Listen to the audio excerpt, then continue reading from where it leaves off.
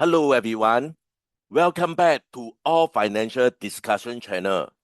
For this video, I'm going to continue the discussion on how to build up your retirement fund. So basically earlier on, I have talked about the various age. Okay, so basically this video, I would like to concentrate on the 40 to 45 years old. So the first question that I have, I've been through this. So therefore for me, okay, at this age, 40 to 45 years old, you probably need to consider whether you want to buy Singapore second property or not. For me personally, I think this is the best time to buy Singapore second property. If you miss this, okay, you're probably going to have a harder time in the future. So therefore, okay, I will explain why I feel that 40 to 45 years old is a good time for you to decide whether you want to buy Singapore property or not. Besides that, as I mentioned earlier on, the objective is to build out your retirement fund. I'm going to show it to you how you can build the retirement fund with the growth and also the value stock. So all this will be the objective of this video.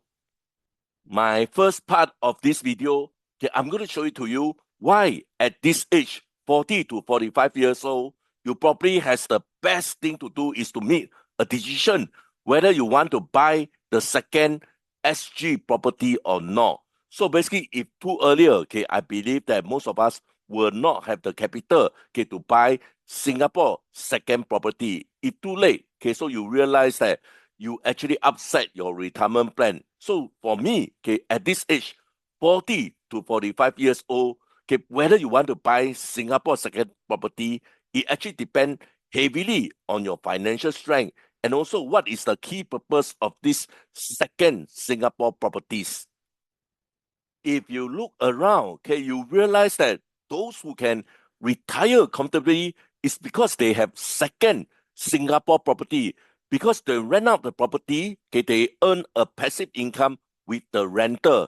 So basically this video, as I mentioned, at the age of 40 to 45 years old, it is in fact the best time for you to decide whether you want to buy Singapore second property or not.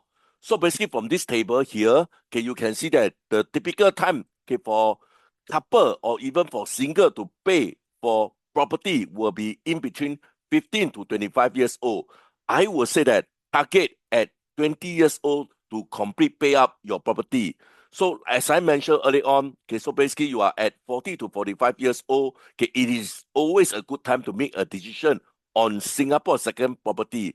Why? Because early on, let's say you are around 30s, you're probably still serving your first property, so-called loan, and then there is a lot of commitment. But at 40 to 45 years old, in fact, you probably have more capital, okay, to decide whether you want to buy Singapore second property or not. So like I mentioned earlier on, so basically try to target 20 years to complete the loan, okay, for your second property. So after that, when you actually reach, okay, around 60 to 65 years old, you have completely paid up, okay, on the second Singapore property. And in fact, the rental can be just your passive income. So this is why I think that when you are actually at 40 to 45 years old, it is probably the best time to decide whether you want to buy Singapore second property or not. Whether to buy Singapore second property, I think you need to do some homework. Firstly, I think this is the base. Okay, so imagine you buy the second Singapore property, you generate a rental income. Okay, you need to be sure that whatever the rental income that you generate, they must be almost equal to the amount, the mortgage payment that you need to do in a monthly basis. So this is my base. According to Robert Kiyosaki, okay, so basically there is actually good debt and bad debt. So for example, when you buy, okay, another property and in fact you rent it up, you generate a rental, and therefore with this you actually have a passive income. So this is what we know as good debt. But if you buy another property, okay, and then it is for your own stay, this become a liability, which is also known as bad debt. So in short, if you buy the second property and you have generate a rental income, and let's say if this equals to the mortgage payment, I think this is definitely a good consideration for you to buy Singapore second property. Imagine this, after 20 years old, okay, you have fully paid up your mortgage. So in fact, you can start to celebrate because you don't need to pay any more loan. And in fact, you can cultivate a passive income. So isn't this ideal? Remember, I told you that if the rental income is actually equals to the mortgage, somebody pay you the rental and you actually use the rental pay to pay your mortgage. So after 20 years, the money is almost like completely so-called free because, okay, since your mortgage is always paid up by the rental income, so after 20 years, whatever that you generate from the rental, it become a real passive income. So therefore, for me, this is what I want to say. At 40 to 45 years old, it is a critical decision whether you want to buy Singapore second property or not. I have just mentioned how ideal it is to buy Singapore second property. However, okay, so over this page, I'm going to share with you the real cost, okay, to buy Singapore second property. Okay, so in fact, for Singapore, we have this ABSD, additional buyer stamp duty. Okay, so basically, this is in fact a very major factor to deter people not to buy Singapore second property. Why? Okay, because for Singapore citizen, let's say for your second property, you will be taxed 20%. So in short, let's say the property is around 1.5 million. Okay, so upfront you need to pay 300K just for the tax only. Okay, so basically you must foresee that whatever fund that you generate, you must be able to beat this additional buyer stamp duty. Okay, so this is the key concern. Another one, okay, when you actually buy the second property, this can make sense when you already have strong asset. Okay, so imagine this, before that, you probably own your HDB. Make sure that you are fully paid the HDB. I think fully paid for HDB, it can be quite easily if both of you, okay, couple is actually working. So in short, no major debt pressure for your situation. Next, you can handle large cash outlay. Okay, because when you buy second property, okay, your loan may be lower. So in short, you must have strong capital to back up your purchase. So you must be able to lock up between 300 to 800K without any form of stress. Next, okay, you actually invest for capital appreciation. Okay, so not really on the rental yield. Okay, so if you need the rental yield, okay, to help you to supplement your life, I think this is not go for you to own second property. Okay, so for Singapore property returns, they are usually driven by long-term price growth. Okay, definitely not for rental income. Okay, but after you pay up your mortgage, then you can consider the rental income. But before that, okay, you cannot anticipate that you're going to need this rental income for you to go from paycheck to paycheck. This can be a big issue. Next, you already have diversified investment. For example, you have diversified your stock. Okay, so later on, I will discuss on both the growth and value stock, how you're going to assign them.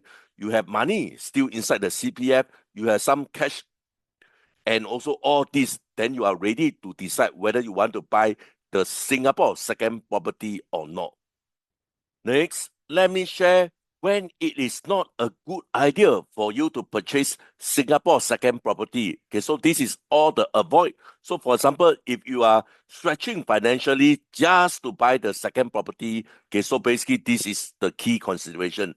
Next, okay, you 100% depend on your rental income in order to cover your mortgage.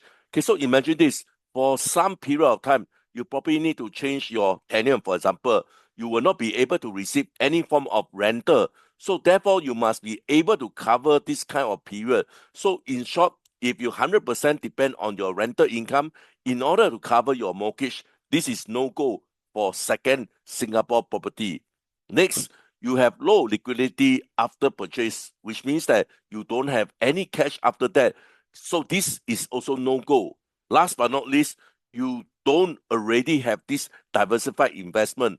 Okay, so as I mentioned earlier on, investment is very key component to build up your retirement fund. So if you buy everything, okay, using all your asset buying the second property, you can only see the benefit after 20 years. So this is actually not a good idea if you don't have diversified investment. So the simple rules of thumb, okay, so a second property in Singapore is usually worth, okay, so for example, your expected rental yield okay, plus the capital gain potential, okay, they are bigger than the ABSD, the interest, the maintenance cost, and also the opportunity cost. If you are able to achieve this, then consider to buy Singapore second property. If not, diversify your investment, which I'm going to explain later on. Coming to your investment portfolio for someone who is between 40 to 45 years old, this is what I suggest. Okay, so I suggest that you put 60% onto the growth stock, 40% onto the value stock. Okay, so next I'm going to explain why.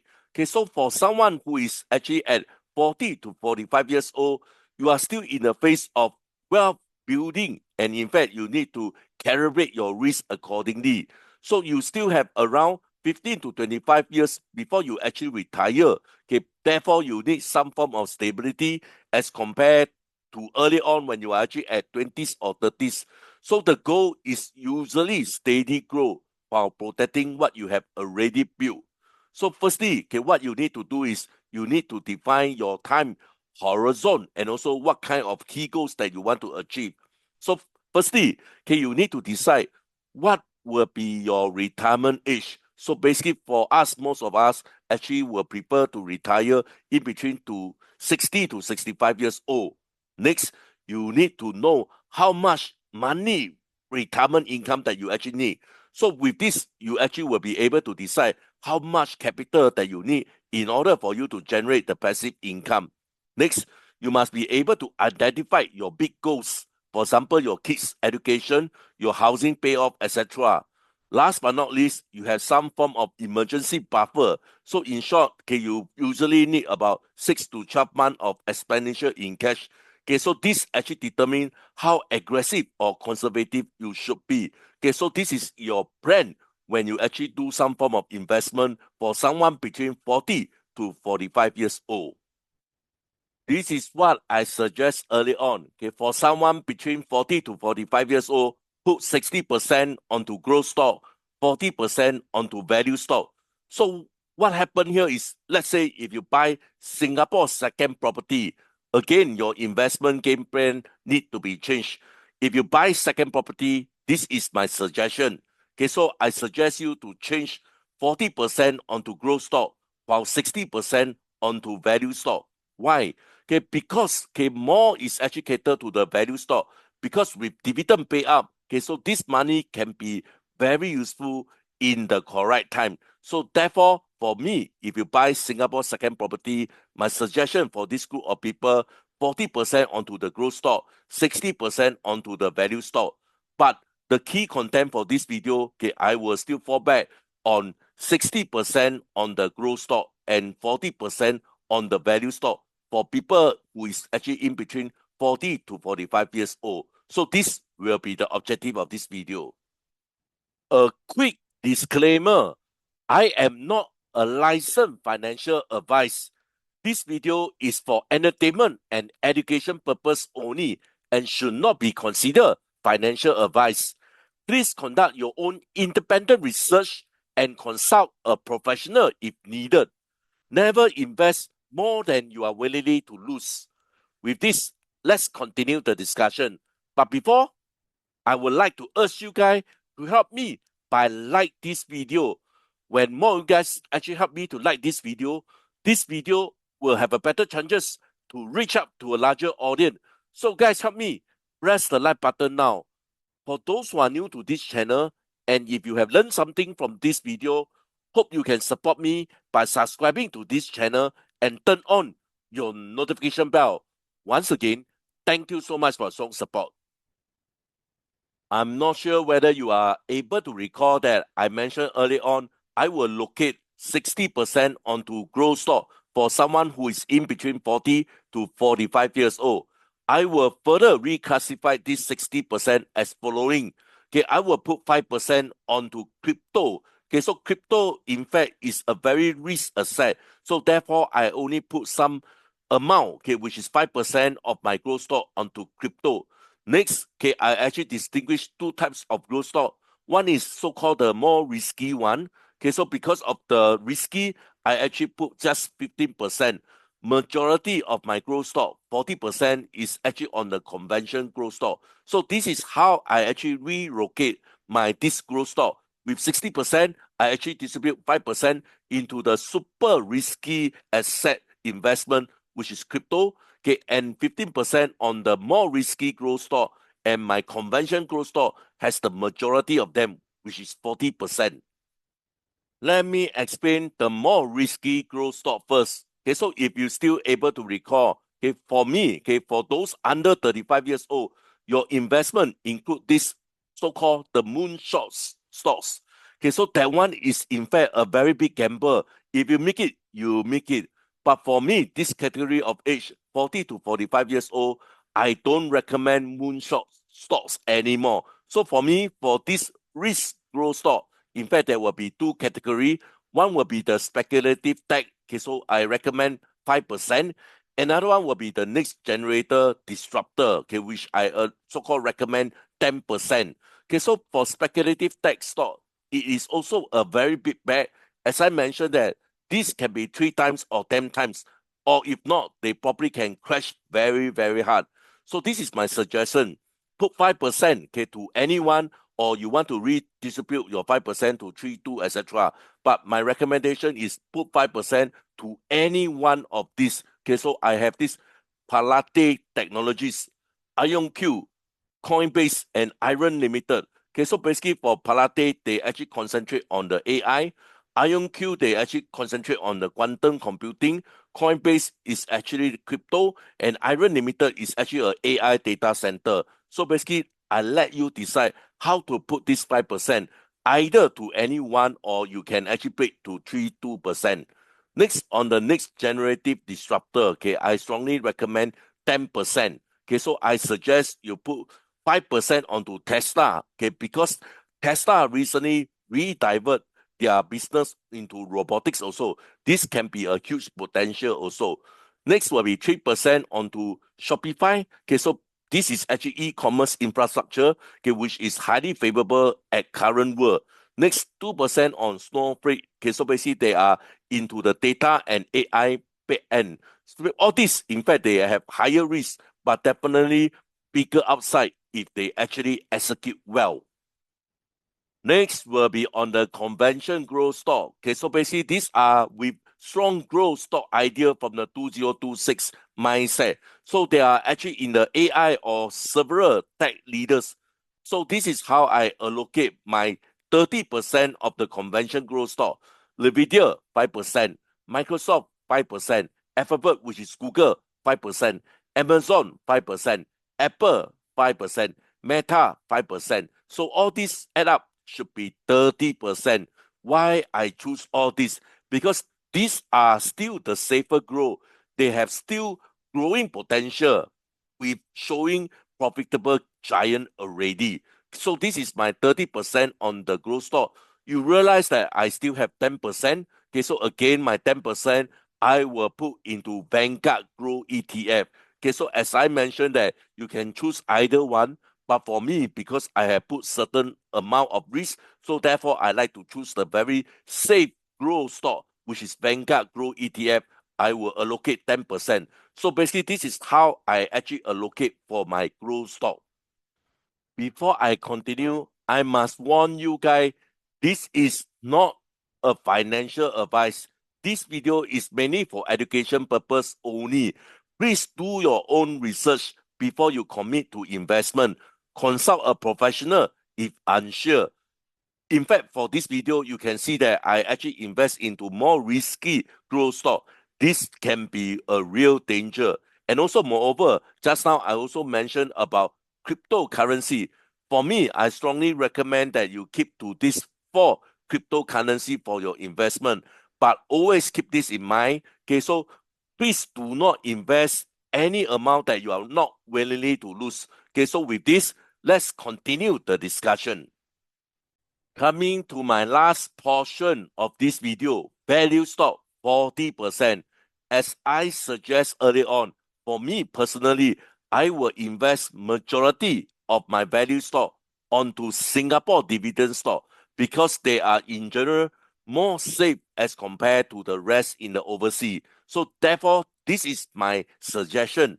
Okay, I'm going to put 15% onto Singapore banks, another 15% onto Singapore REITs, and I'm going to put 10% on the defense. Let's come to the Singapore bank first. Okay, so basically I will assign 5% to Singapore top 3 banks, DBS, OCBC, and UOB. So from here you can see that their dividend yield, which is around 5%, and the payout style can be 2 times or 4 times per year. This is still the most attractive value stock that you can consider. Next will be on the risk. So when Fed actually cut the interest rate, risk will benefit. So therefore, I actually anticipate that Fed probably will cut the interest rate. So for me, therefore, I actually allocate quite a fair bit of investment of the value stock onto Singapore REITs. This is how I assign this 15%, 5% onto Capital Land Integrate Commercial Trust, 5% onto Maple Trees Logistics, and the last 5% on Ascenders REITs. So from here, you can see that for REITs, they typically has a higher dividend yield as compared to Singapore bank. And also from here, you can see that I actually diversified, okay, from property, from logistics, and also from the industry. So this is my strategize on Singapore REITs. Last but not least, on the defensive, okay, so basically I put 10%. Okay, so I put on Capital Infrastructure Trust. Okay, so from here you can see that typically for Capital Infrastructure Trust, they actually offer the highest dividend yield as compared to the other two. Next, I put one defensive, which is ST Engineering. Okay, so basically for ST Engineering, if any unusual event actually occur, they will not be affecting much. So this is my first line of defense, which I allocate 5%. So in short, this is how I actually allocate my value stock: 15% onto Singapore banks, 50% on Singapore REITs, and my defensive will be another 10%. With this, I'd like to end my discussion. Please help me to like this video and subscribe to this channel. Once again, thank you so much for strong support. I hope to see you guys soon. Bye for now. Thank you so much.